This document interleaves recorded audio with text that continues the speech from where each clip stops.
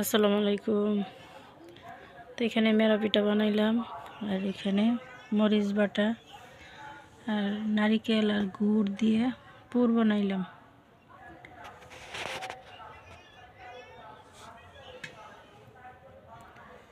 তো এখন মরিচ বাটা দিয়ে পিঠাটা খাবো।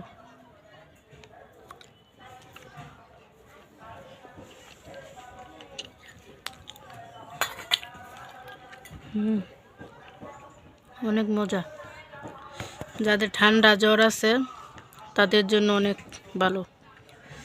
তা আমার তো ঠান্ডা জ্বর, মুখে অনেক মজা লাগতেছে।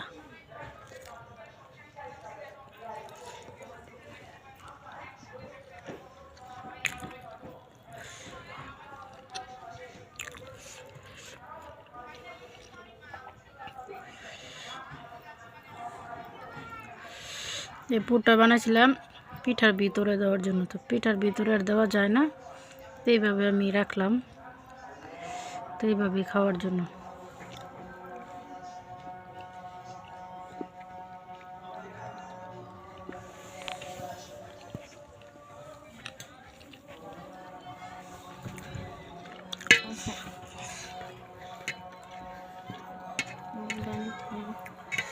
মিষ্টি জিনিসের ভর্তাই অনেক মজা।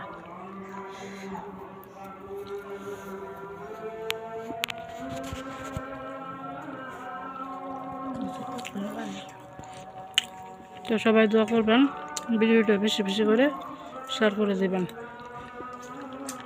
লাইক কমেন্ট ও ফলো দিয়ে রাখবেন, ইউটিউবে গিয়ে চ্যানেলটা সাবস্ক্রাইব করে রাখবেন। ধন্যবাদ সবাই। আসসালামু আলাইকুম।